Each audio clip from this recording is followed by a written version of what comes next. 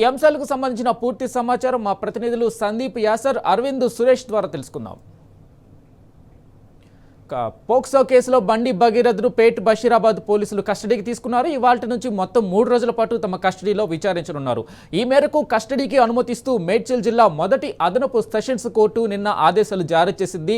దీంతో Cherlapalli central jail రిమాండ్లో ఉన్న భగీరథ్ను పోలీసులు తమ కస్టడీలోకి తీసుకున్నారు.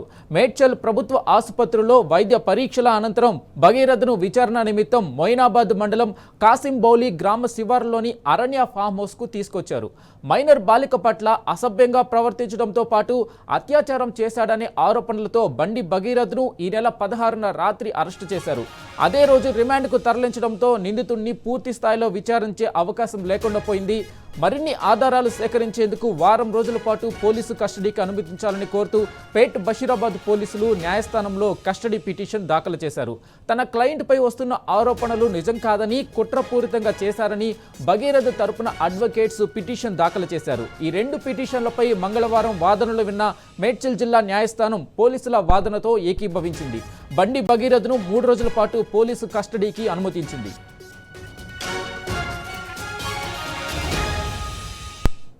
ఇదే అంశంపై పూర్తి అప్డేట్ మా ప్రతినిధి సందీప్ అందిస్తారు. సందీప్, చెప్పండి.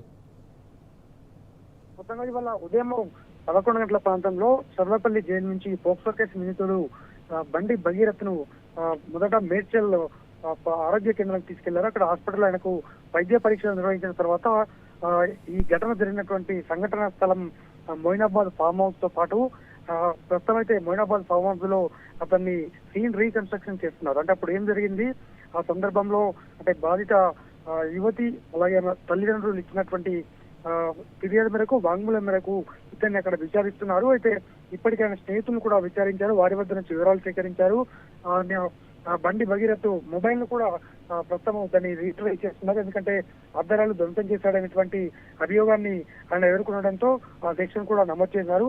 అత్యంత కఠినమైన సెక్షన్ పోక్సో యాక్ట్, అత్యంత సీరియస్ ది. అందులో భాగంగా ఇంకా కీలకమైన సెక్షన్స్ ను జోడించారు. దీంతో అంటే ఇలాంటి కేసులో ఖచ్చితంగా ఒక 20 సంవత్సరాల వరకు జైలు శిక్ష లేదంటే జీవిత ఖైదు కూడా విధించే అవకాశం ఉంటుందని మనకు న్యాయవాద వర్గాల ద్వారా తెలుస్తుంది. మొత్తానికైతే ప్రస్తుతం బండి భగీరథ్ మొయినాబాద్ ఫామ్ హౌస్ లో ఇటు దీనికి సంబంధించినటువంటి పర్యవేక్షణ అధికారిని రుతురాజ్ నేతృత్వంలో విచారణ అయితే కొనసాగిస్తున్నారు. Right Sandeep, thank you.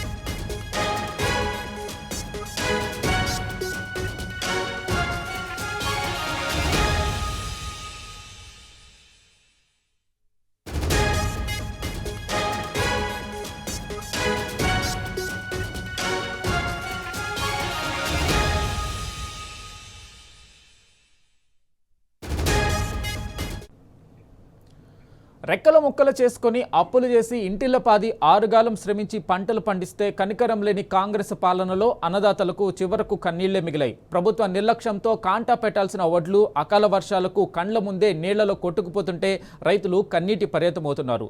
ప్రభుత్వ సహకారం లేకున్నా తన స్వేదంతో సేద్యం చేసిన రైతుల కష్టాలను దిగమింగుకొని ధాన్యపు సిరులు పండించారు. పుట్ల కొద్దీ పసిడి సిరులను పండిస్తే కాంగ్రెస్ నిర్లక్ష్యం రైతుల పట్ల చిన్న చూపుతో తీవ్రంగా నష్టపోతున్నారు.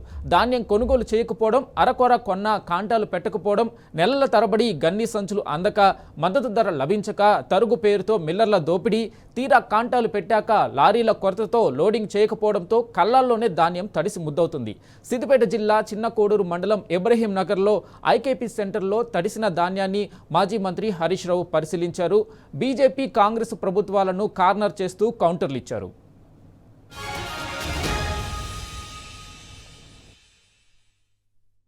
దీనిపై మరింత సమాచారం మా ప్రతినిధి యాసర్ అందిస్తారు. యాసర్, చెప్పండి. కుమార్, కాంగ్రెస్ సర్కార్లో అన్నదాతలు అరిగోత పడుతున్నారు.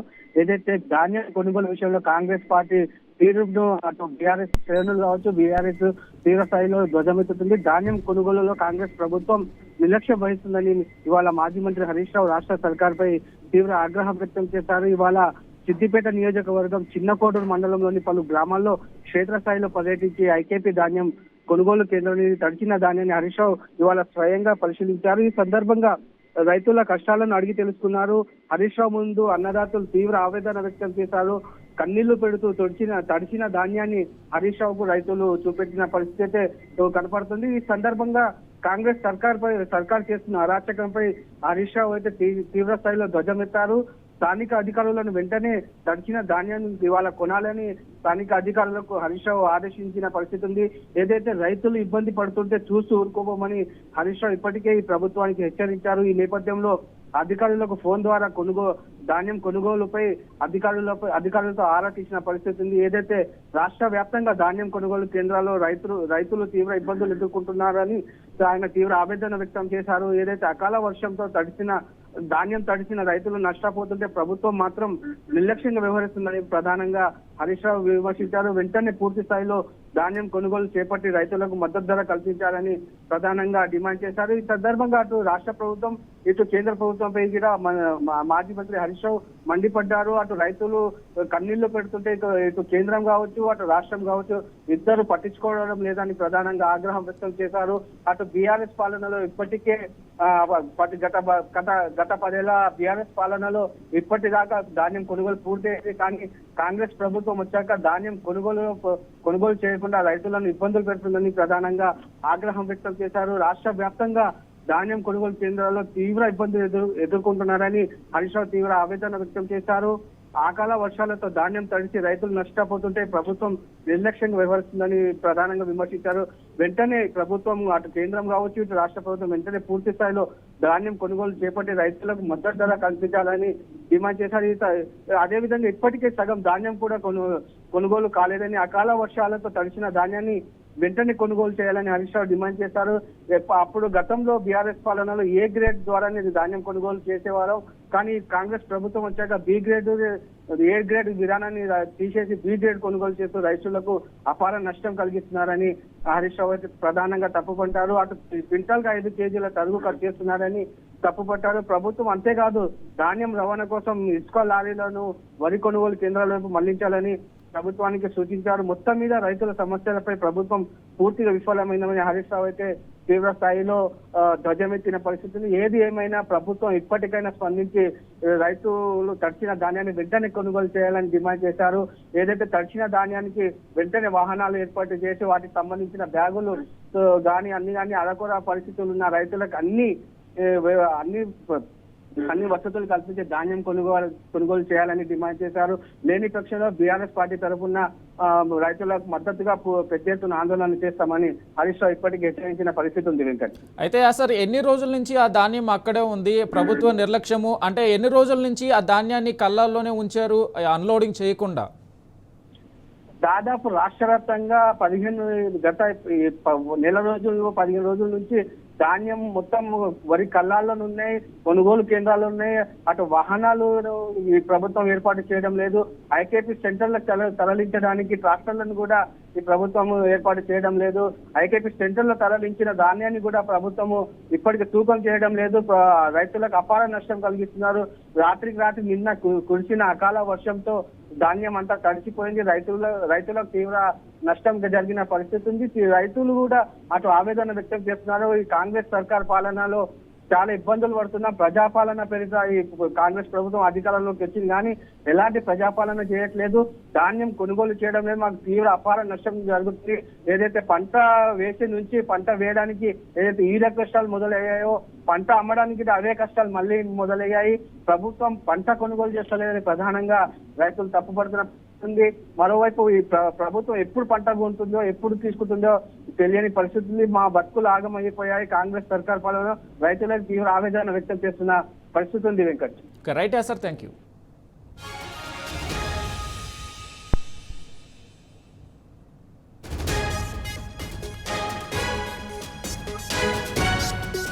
అటు ధాన్యం కొనుగోలులో ప్రభుత్వ నిర్లక్ష్యంపై గులాబీ దళం గుస్సా అయింది. సీఎం రేవంత్ రెడ్డి సొంత మండలంలో బీఆర్ఎస్ పార్టీ ఆధ్వర్యంలో రైతు మహాధర్నా నిర్వహించింది. మహా రైతు ధర్నాలో ధూమ్ధాం పేరిట ప్రభుత్వ నిర్లక్ష్యాన్ని పాటల రూపంలో ఎండగట్టింది. అంతకుముందు సీఎం రేవంత్ రెడ్డి సొంత మండలంలో వంగూరులో బీఆర్ఎస్ పార్టీ కార్యాలయాన్ని పార్టీ రాష్ట్ర ప్రధాన కార్యదర్శి డాక్టర్ ఆర్ఎస్ ప్రవీణ్ కుమార్, మాజీ ఎమ్మెల్యే మర్రి జనార్దన్ రెడ్డి ప్రారంభించారు. అనంతరం రైతు ధర్నాకు చేరుకుని రైతులకు మద్దతు పలికారు. బీఆర్ఎస్ శ్రేణులు కలిసి మహా రైతు ధర్నాలో కూర్చున్నారు. 2 నెలల నుంచి ధాన్యం కొనుగోలులో జరుగుతున్న జాప్యంపై మండిపడ్డారు.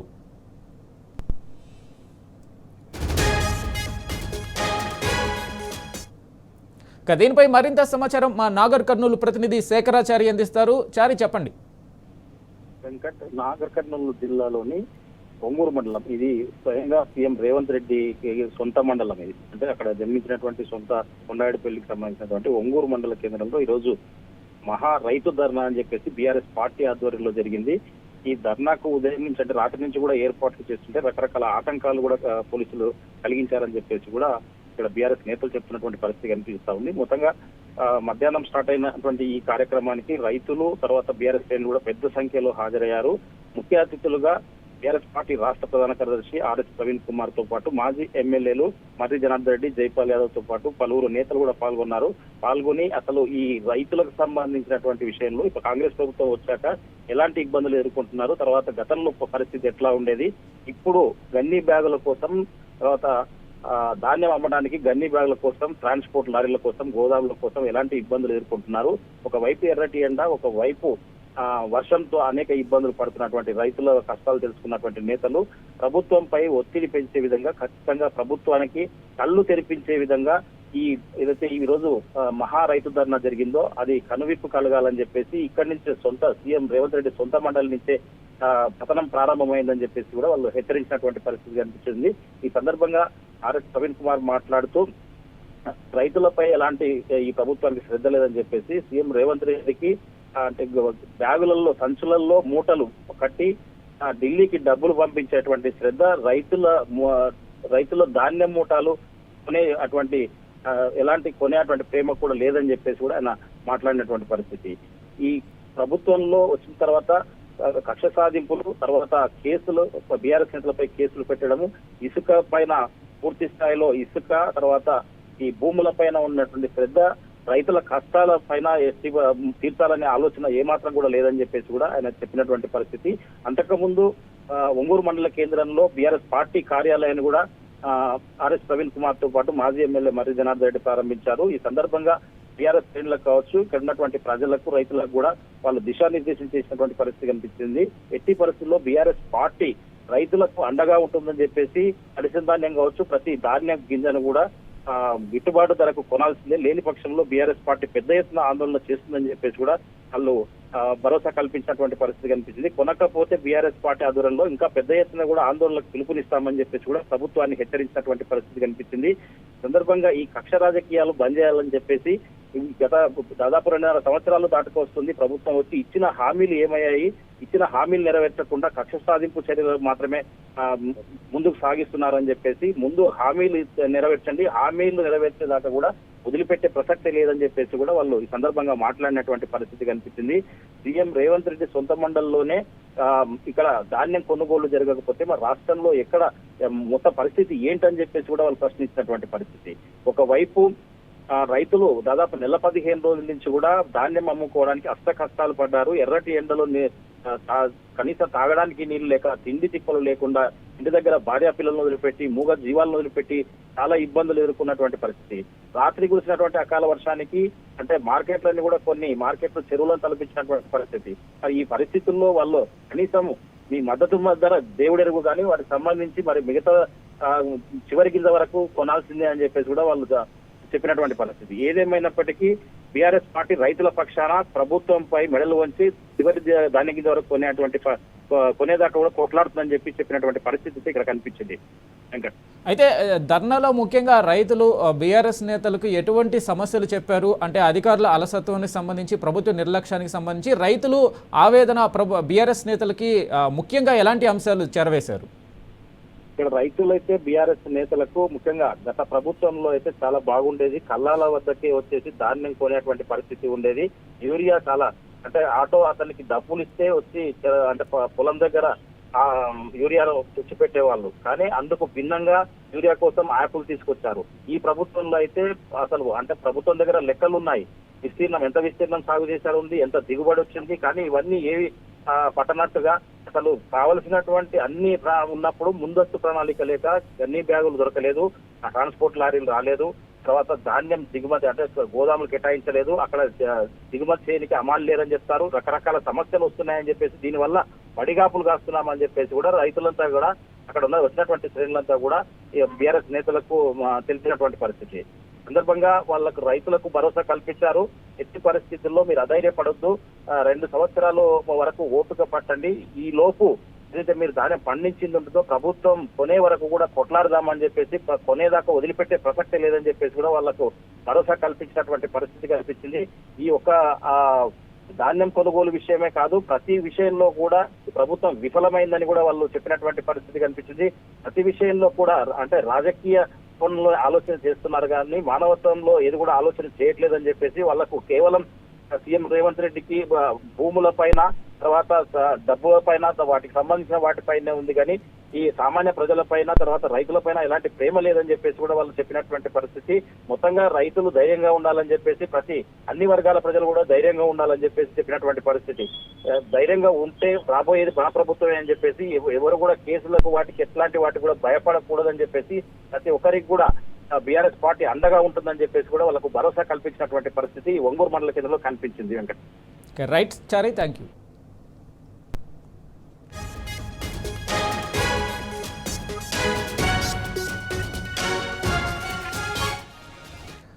మహబూబ్నగర్ జిల్లాలో కూడా అన్నదాతలు ఇదే ఆవేదన. భూత్పూర్ మండలం హస్నాపూర్లో అకాల వర్షం దెబ్బకు ఒడ్లు మొత్తం నీట మునిగాయి. రాత్రి కురిసిన వర్షానికి కొట్టుకుపోయాయి. ధాన్యం లోడింగ్కి బస్తాకు ఐకేపీ ఇన్ఛార్జి వెంకటయ్య 15 రూపాయలు డిమాండ్ చేశారని, అది ఇవ్వనందుకు లోడ్ చేయకుండా వారం రోజులు ఆపాడని రైతులు మండిపడుతున్నారు. ఇంతలో అకాల వర్షంతో కోలుకోలేని దెబ్బ తగిలిందని వాపోయారు. కొనుగోలు కేంద్రాల్లో రైతులను దోచుకుంటున్నారని ఆవేదన చెందుతున్నారు.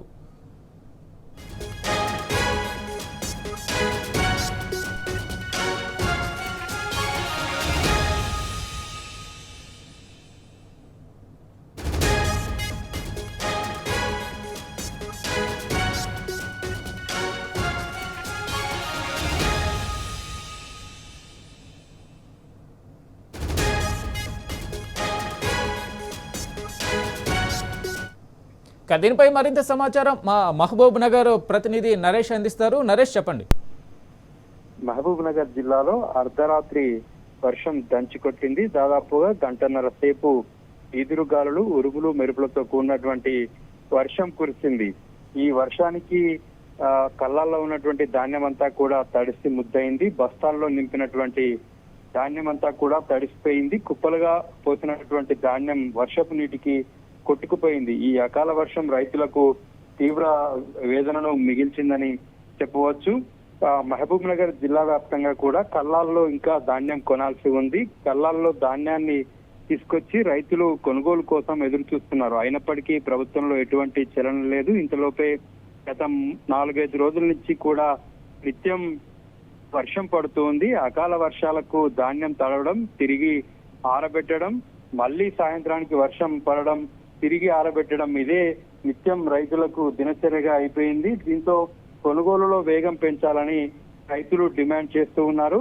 ప్రధానంగా జిల్లాలో ఇంకా కూడా కొనుగోలు కేంద్రాలలో ధాన్యం ఉండడం, వాటిని మిల్లులకు, గోదాములకు తరలించకపోవడంతో మిల్లులకు, గోదాములకు వెళ్లే వరకు కూడా రైతులదే బాధ్యత కావడంతో వారంతా కూడా కళ్ళాల్లోనే ఎదురు చూడాల్సినటువంటి పరిస్థితి ఉంది. మహబూబ్ నగర్ జిల్లాకు సంబంధించి జడ్చర్ల వ్యవసాయ మార్కెట్ తో పాటు జడ్చర్ల పత్తి మార్కెట్ లో కూడా మార్కెట్ మొక్కజొన్న కొనుగోలు కేంద్రం, వడ్ల కొనుగోలు కేంద్రాన్ని కూడా ఏర్పాటు చేశారు. అక్కడ దాదాపు 1000 బస్తాల్లో ధాన్యం అంతా కూడా తడిసి ముద్దయింది. మరోవైపు మహబూబ్ నగర్ జిల్లా భూత్పూర్ మండలం హస్నాపూర్ గ్రామంలో రైతు శ్రీనివాసులకు చెందినటువంటి వడ్ల కుప్పలన్నీ కూడా నీటిలో మునిగిపోయాయి.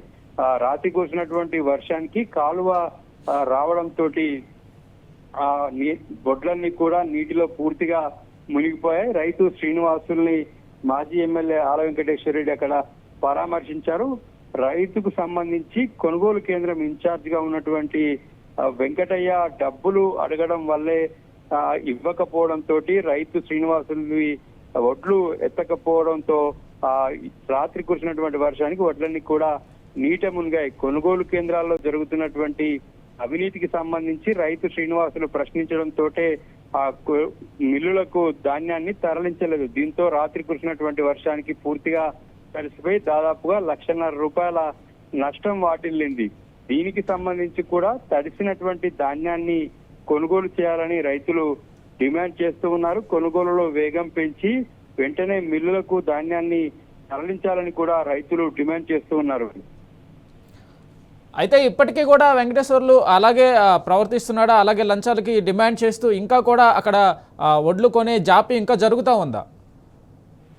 4 రోజుల క్రితము కొనుగోలు కేంద్రం ఐకేపీ సెంటర్ ఇన్ఛార్జ్ గా ఉన్నటువంటి వెంకటయ్య రైతుని డబ్బులు డిమాండ్ చేశారు. బస్తాకు ₹15 అదనంగా చెల్లించాలని డిమాండ్ చేయడంతో ఇప్పటికే హమాలీ ఛార్జీ ఇస్తున్నామని ఇంకా ఎక్స్ట్రా ఎందుకు ఇవ్వాలని చెప్పి రైతు శ్రీనివాసులు వెంకటయ్యను అనడంతో నింపుకోవడానికి లారీ వచ్చినప్పటికి కూడా లారీలో ఇంకా దాదాపుగా 150 బస్తాలు పట్టేటటువంటి అవకాశం ఉన్నప్పటికీ కూడా సగం లారీని అదే విధంగా మిల్లుకి పంపించాడు. దీంతో శ్రీనివాసులకు సంబంధించినటువంటి ధాన్యం అంతా కూడా అక్కడే ఉండిపోయింది. రాత్రి కురిసినటువంటి వర్షానికి పూర్తిగా తడిసిపోయింది. ఈ అంశానికి సంబంధించి లిఖిత పూర్వకంగా కలెక్టర్ కి రైతు ఫిర్యాదు చేయనున్నాడు. తనకు నష్టం వాటిల్లిందని ఐకేపీ సెంటర్ ఇన్ఛార్జ్ వెంకటయ్య వల్ల ఈ విధంగా తీవ్రంగా నష్టపోయానని చెప్పి కూడా రైతు ఆవేదన వ్యక్తం చేస్తున్నాడు. ఈ అంశాన్ని మాజీ ఎమ్మెల్యే ఆల వెంకటేశ్వర రెడ్డి కూడా కలెక్టర్ దృష్టికి తీసుకెళ్లారు. కొనుగోలు సెంటర్లలో విచ్చలవిడిగా దోపిడీ నడుస్తుంది. ఓవైపు తరుగు పేరుతో మిల్లలు దోచుకుంటగా కొనుగోలు సెంటర్ కు సంబంధించినటువంటి ఇన్ఛార్జీలు కూడా ఈ విధంగా దోపిడీకి తెగబడుతున్నారని, రైతులను పట్టించుకునే వారే లేరని కూడా కలెక్టర్ దృష్టికి మాజీ ఎమ్మెల్యే ఆల వెంకటేశ్వర రెడ్డి తీసుకెళ్లారు. రైతు కూడా ఈ అంశానికి సంబంధించి ఉన్నతాధికారులకు ఫిర్యాదు చేయనున్నారు. ఫిర్యాదు అందిన తర్వాత విచారణ చేపట్టి వెంకటయ్య మీద చర్యలు తీసుకునేటటువంటి అవకాశం ఉంది. Right Naresh, thank you.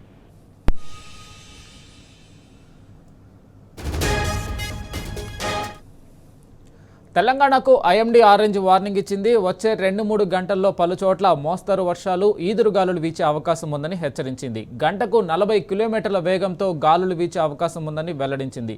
Bhadradri, Kothagudem, Hyderabad, Jogulamba, Gadwal, Khammam, Mahabubabad, Mahabub Nagar, Medak, Medchal, Nagar Kurnool, Nalgonda, Sangareddy, Suryapet, Warangal, Hanumakonda, Yadadri, Bhuvanagiri జిల్లాలకు అలర్ట్ జారీ చేసింది. నారాయణపేట్, రంగారెడ్డి, వికారాబాద్, వనపర్తి జిల్లాల్లో గంటకు 41 నుంచి 61 కిలోమీటర్ల వేగంతో గాలులు, ఉరుములతో కూడిన వర్షాలు కురిసే అవకాశం ఉందని ఐఎండీ తెలిపింది.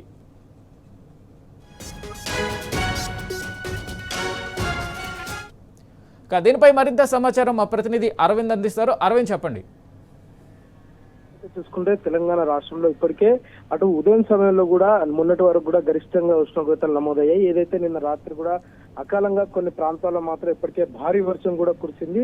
ఇప్పటికే కొన్ని ప్రాంతాలకు కూడా వర్షం హెచ్చరిక కూడా ఉంది. దీనికి వాతావరణ శాఖ అధికారి ఇప్పటికే ఆరెంజ్ అలర్ట్ కూడా జారీ చేశారు. ప్రధానంగా అటు ఆదిలాబాద్, కొమరంభీం, మసిఫాబాద్, మంచిర్యాల్, కరీంనగర్, పెద్దపల్లి, జయశంకర్, భూపాలపల్లి, ములుగు, భద్రాద్రి కొత్తగూడెం, ఖమ్మం ఈ ప్రాంతాల్లో కూడా ఇప్పటికే ఆరెంజ్ అలర్ట్ కూడా వాతావరణ అధికారులు జారీ చేశారు. ఇక్కడ మరింత బీభత్సంగా వర్షం పడే అవకాశాలున్నాయి. మరింత అటు ఎండ తీవ్రత కూడా ఉదయం సమయంలో నమోదైనా కానీ సాయంత్రం సమయంలో కూడా మరీ ఎక్కువగా వర్షాలు పడే అవకాశం ఉందంటూ కూడా ఇప్పటికే వాతావరణ అధికారులు తెలియజేశారు. మరో కొన్ని ప్రాంతాలతో కూడా ఉరుములు మెరుపులతో కూడా పడే అవకాశాలున్నాయి. దాదాపు 50 నుంచి కూడా 60 కిలోమీటర్ల వేగంతో కూడా గాలి వీసే అవకాశం ఉంది. కొన్ని ప్రాంతాలకు ఎల్లో అలర్ట్ కూడా జారీ చేశారు. ప్రధానంగా అటు ఆదిలాబాద్, కొమరంభీం, ఆసిఫాబాద్ జిల్లా, నిర్మల్, నిజామాబాద్, మహబూబాబాద్, వరంగల్, హనుమకొండ ఈ ప్రాంతాల్లో మాత్రం ఎల్లో అలర్ట్ కూడా వాతావరణ అధికారులు జారీ చేశారు. మరి ఇంకొన్ని ప్రాంతాలు కూడా అటు భద్రాద్రి కొత్తగూడెం, ఖమ్మం, ములుగు, జయశంకర్, భూపాలపల్లి, అటు రంగారెడ్డి, హైదరాబాద్, మేడ్చల్ ఈ ప్రాంతాలు కూడా ఎల్లో అలర్ట్ కూడా వాతావరణ అధికారులు జారీ చేశారు. ఏదైతే ప్రధానంగా ఆ ద్రోణి కొనసాగుతుందో దీని ప్రభావంతో కూడా రాష్ట్రంలో కూడా పలు ప్రాంతాల్లో కూడా వర్షపాతం నమోదవుతుంది. కొంచెం భిన్న వాతావరణాలుగా నమోదయ్యే అవకాశాలు ఎక్కువ ఉన్నాయి. ఎందుకంటే అటు ఉదయం సమయంలో కూడా గరిష్టంగా ఉష్ణోగ్రతలు నమోదవుతున్నాయి. సాయంత్రం సమయానికి వచ్చేసరికి అటు కొన్ని ప్రాంతాల్లో కూడా ఎండ తీవ్రత కూడా పడుతుంది. దాని తర్వాత కూడా ఆ భారీ వర్షం కూడా ఉరుములు మెరుపులతో ఈదురు గాలులతో కూడా ఎక్కువ ఉండే అవకాశాలు ఉన్నాయని కూడా వాతావరణ అధికారులు హెచ్చరికలు కూడా జారీ చేశారు. ఇది రాబోయే 2 నుంచి 3 రోజుల్లో అటు నైరుతి రుతుపవనాలు ఆగ్నేయ అరేబియా సముద్రం నుంచి మరికొన్ని ప్రాంతాల్లో కుమరన్ ప్రాంతాల నుంచి కూడా నైరుతి మరియు ఆగ్నేయ బంగాళాఖాతం అండమాన్ సముద్రం దాని భాగాల్లో కూడా తూర్పు మధ్య బంగాళాఖాతంలో కొన్ని ప్రాంతాల్లో కూడా మరింత ముందుకు సాగడానికి పరిస్థితి ఉంది. అటు ఉత్తర దక్షిణలో ద్రోణి ఈ రోజు కూడా ఉత్తర బీహార్ పరిసర ప్రాంతాల నుండి జార్ఖండ్ ఛత్తీస్గఢ్ మీదుగా కూడా తెలంగాణ అంటే దక్షిణ తెలంగాణ వైపు కూడా సముద్ర మట్టానికి సగటు 1.5 కిలోమీటర్ల ఎత్తులో కొనసాగుతుంది. సో దీని వల్ల కూడా రాష్ట్రంలో అక్కడక్కడ తేలికపాటి వర్షాలు పడే అవకాశం ఉన్నాయి. మరికొన్ని ప్రాంతాల్లో కూడా భారీ వర్షం కూడా ఉండే అవకాశాలు కూడా ఉన్నాయంటూ కూడా ఇప్పటికే వాతావరణ అధికారులు హెచ్చరికలు కూడా జారీ చేశారు. ఇంచుమించుగా ఇదే స్థాయిలో అంటే దాదాపుగా ఈ రోజే నిన్న రాత్రి సమయంలో ఏ విధంగా పడిందో ఈ రోజు కూడా అదే విధంగా ఉండేటట్టు కూడా ఉందని కూడా వాతావరణ అధికారులు హెచ్చరికలు కూడా జారీ చేశారు. ఎక్కువ మాత్రం వడగాల్పులు ఉండే అవకాశం ఉన్నది. ప్రజలందరూ దీన్ని అప్రమత్తంగా ఉండాలి. ఎక్కువ రైతులు కూడా వడ్లు కానీ అటు మక్కలు కానీ రోడ్ల పైన కానీ లేకపోతే కళ్ళల్లో అట్లనే ఉంచారు. వాళ్ళు కూడా జాగ్రత్త తీసుకోవాలి. తప్పకుండా వర్షం పడుతుంది.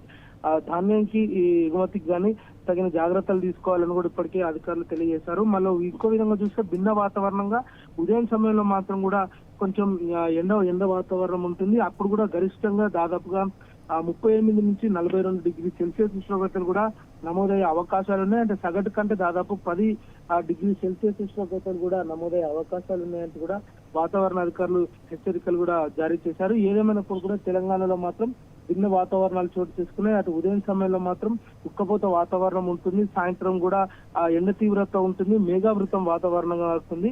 అంటే ఈ వర్షం వల్ల కూడా అటు రాష్ట్రంలో ఇన్ని రోజులు కూడా ఎండ తీవ్రత ఎక్కువగా ఉన్నది. ఇలాంటి వర్షం వల్ల కూడా ప్రజలందరికీ కొంచెం ఉపశమనం ఉండే అవకాశాలు కూడా ఎక్కువగా ఉన్నాయంటూ కూడా వాతావరణ అధికారులు తెలియజేశారు. ఏదేమైనప్పుడు కూడా తెలంగాణ రాష్ట్రంలో మాత్రం గరిష్ట స్థాయిలో ఉష్ణోగ్రతలు కూడా నమోదవుతున్నాయి. అదేవిధంగా భిన్న వాతావరణాలు కూడా వర్షం కూడా చోటు చేసుకునే అవకాశాలు కూడా ఎక్కువగా ఉన్నాయి. వెంకట్, అయితే అరవింద్, భిన్న వాతావరణ పరిస్థితులు తెలంగాణలో కనిపిస్తుండడానికి గల కారణాలు ఏంటి? ఒకవైపు అత్యధిక ఉష్ణోగ్రతలు, ఒకవైపు అకాల వర్షాలు. భిన్న వాతావరణ పరిస్థితులకు సంబంధించి ఏమైనా సైంటిఫిక్ రీజన్స్ చెప్పారా వాతావరణ శాఖ అధికారులు? దాదాపుగా ఇన్ని రోజులు ఉన్న హీట్ వేవ్ కారణంగా తేమ శాతం ఎక్కువ ఉండి హీట్ వేవ్ వల్ల కూడా కొన్ని ప్రాంతాల్లో వర్షం కూడా పడింది. ఇన్ని రోజులు ఆ విధంగా పడితే ఇప్పుడు ద్రోణి ప్రభావం కూడా ఎక్కువ ఉన్నది. దాదాపుగా ఈ ద్రోణి ప్రభావంతో కూడా తెలంగాణ రాష్ట్రంలో కూడా ఎక్కువ వర్షాలు పడే అవకాశాలు ఉన్నాయి. అంటే దాదాపుగా ఇప్పటికే వాతావరణ అధికారులు కూడా పలుసార్లు హెచ్చరికలు కూడా జారీ చేశారు. అటు ప్రధానంగా ఉత్తర దక్షిణ ద్రోణి ఈ రోజు కూడా ఉత్తర బీహార్ పరిసర ప్రాంతాలను కూడా జార్ఖండ్ ఛత్తీస్గఢ్ మీద కూడా తెలంగాణ వైపు కూడా సముద్ర మట్టానికి 1.5 కిలోమీటర్ల ఎత్తులో ఈ ద్రోణి కొనసాగుతుంది. దీని వల్ల కూడా వర్షాలు కూడా పడే అవకాశాలు ఉన్నాయి. అటు నైరుతి ఋతుపవనాలు ఆగ్నేయ అరేబియన్ సముద్రంలోని మరికొన్ని ప్రాంతాలకు కూడా వ్యాపించింది కాబట్టి దాని వల్ల కూడా ఎక్కువ వర్షాలు కూడా పడే అవకాశాలు ఉన్నాయి. ఈ రెండింటి వల్ల కూడా వర్షాలు పడే అవకాశం ఎక్కువగా ఉందంటూ కూడా వాతావరణ అధికారులు తెలియజేస్తున్నారు. అటు మరి అంటే దాదాపుగా గతంలో కూడా దాదాపు మే 25 నుంచి మే 30 వరకు కూడా అటు రోహిణి కార్తె ఉంటుంది. దాని వల్ల కూడా ఎక్కువ ఎండలు కొడతాయి. దానికి మించి కూడా మరొక విధంగా చూసుకుంటే అటు నైరుతి ఋతుపవనాలు కూడా బంగాళాఖాతంలో తాకి అటు కేరళకు తాకి కేరళ నుండి మీద కూడా తెలంగాణ రాష్ట్రం వైపు కూడా వర్షాలు పడే అవకాశం ఉంటాయి. కానీ ఈసారి కొంచెం భిన్న వాతావరణం చోటు చేసుకుని ఇంకా నైరుతి ఋతుపవనాలు రాకపోవడంతో అదొక విధంగా రోహిణి కార్తెలో కూడా కొంచెం ఎండ తీవ్రత ఎక్కువ ఉంది, కొంచెం వర్షం కూడా కొడుతుంది. కాబట్టి రెండు కూడా భిన్న వాతావరణాలను కూడా చెప్పుకోవచ్చు. ఏదేమైనప్పుడు కూడా తెలంగాణ రాష్ట్రంలో మాత్రం కొంచెం ఎండ తీవ్రత ఉక్కపోత వాతావరణం ఉంటుంది. అలాగే తేమ శాతం కూడా ఎక్కువగా ఉంటుంది. దీనికి తోడు కూడా సాయంత్రం సమయంలో రాత్రి సమయంలో కూడా ఎక్కువగా వర్షం పడే అవకాశాలు కూడా ఉన్నాయంటూ కూడా వాతావరణ అధికారులు హెచ్చరికలు కూడా జారీ చేశారు. ఏదైతే నిన్న వర్షపాతం నమోదైందో ఈ రోజు కూడా ఇంచుమించుగా అదే పరిస్థితి కూడా కొనసాగే అవకాశాలు ఉన్నాయంటూ కూడా ఇప్పటికే వాతావరణ అధికారులు హెచ్చరికలు కూడా జారీ చేశారు. అయితే అరవింద్, నైరుతి ఋతుపవనాలు తెలంగాణకి రావడానికి ఇంకా ఎంత సమయం పట్టొచ్చు? వాటికి సంబంధించి ఏమైనా అప్డేట్ ఉందా నైరుతి ఋతుపవనాలకు సంబంధించి? దాదాపు నైరుతి రుతుపవనాలు వాతావరణ శాఖ అధికారి ప్రిడిక్షన్ ప్రకారం కూడా మే 26 కల్లా నైరుతి రుతుపవనాలు తీరం తాకే అవకాశాలు ఉన్నాయి. కానీ ఈసారి ప్లస్ ఆర్ మైనస్ 4 రోజులు అని అన్నారు. కానీ ప్లస్ ఆర్ మైనస్ 4 రోజులు కాకుండా దాదాపుగా జూన్ 10 కల్లా వచ్చే అవకాశాలు ఉన్నాయంటూ కూడా ఇప్పటికే అధికారులు కూడా వాతావరణ అధికారులు కూడా తెలియజేశారు. మరి ఎందుకంటే ఈసారి సూపర్ ఎల్నినో ప్రభావం ఉంటుంది కాబట్టి దానివల్ల కూడా ఏమన్నా ఇబ్బంది పడే అవకాశాలు ఉంటాయి. దానివల్ల కూడా కాలం చక్కగా కాకపోవచ్చు, ఎక్కువ ఎండ తీవ్రత కూడా కొట్టచ్చు, అటు వర్షాలు కరువు ఉండే ప్రాంతం కూడా ఉంటుందని కూడా ఇప్పటికే అధికారులు గతంలోనే తెలియజేశారు. సో అది మొదటిగా నిదర్శనం అని కూడా చెప్పుకోవచ్చు. ఎందుకంటే సూపర్ ఎల్నినో ప్రభావంతోనే రాష్ట్రంలో కూడా సరిగ్గా కాలం కాకపోవడం, అటు సరైన సమయానికి వర్షాలు రాకపోవడం కూడా ఇదే ఎఫెక్ట్ గా ఉంది. అటు కేరళ తీరం నుండి కూడా ఇటు తెలంగాణ మీదుగా కూడా అటు మాన్సూన్ ఎఫెక్ట్ ఉండే అవకాశాలు ఉన్నాయి. కానీ అది ఇప్పటికీ 10 రోజులు ఆలస్యం అవుతుందంటూ కూడా ఇప్పటికీ అధికారులు తెలియజేశారు. వెంకట్.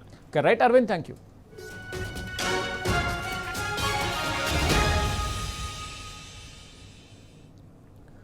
కర్ణాటక రాజకీయ ముఖచిత్రం మరోసారి మారబోతుంది. కాంగ్రెస్ అధిష్టానంతో ఢిల్లీలో జరిగిన సుదీర్ఘ చర్చల తర్వాత ముఖ్యమంత్రి సిద్ధరామయ్య రేపు తన పదవికి రాజీనామా చేసే అవకాశం ఉంది. ఈ నాటకీయ పరిణామాలతో కర్ణాటక రాజకీయాల్లో తీవ్ర ఉత్కంఠ నెలకొంది. నాయకత్వ మార్పుపై వస్తున్న ఊహాగానాల నడుమ ఏం జరగబోతుందన్న ఆసక్తి కనిపిస్తుంది. మరోవైపు ఉప ముఖ్యమంత్రి డీకే శివకుమార్ తన ఢిల్లీ పర్యటనను పొడిగించుకున్నారు. ఖర్గే, రాహుల్ గాంధీ, కర్ణాటకకు చెందిన అగ్ర నాయకుల మధ్య సుమారు 7 గంటల పాటు సాగిన సుదీర్ఘ సమావేశం తర్వాత ఈ హై వోల్టేజ్ పరిణామాలు చోటు చేసుకున్నాయి. అయితే తాము కేవలం రాజ్యసభ లెజిస్లేటివ్ కౌన్సిల్ ఎన్నికల గురించే చర్చించామని కాంగ్రెస్ పార్టీ పైకి చెబుతున్నప్పటికీ లోపల మాత్రం నాయకత్వ మార్పుపైనే ప్రధానంగా చర్చ సాగింది.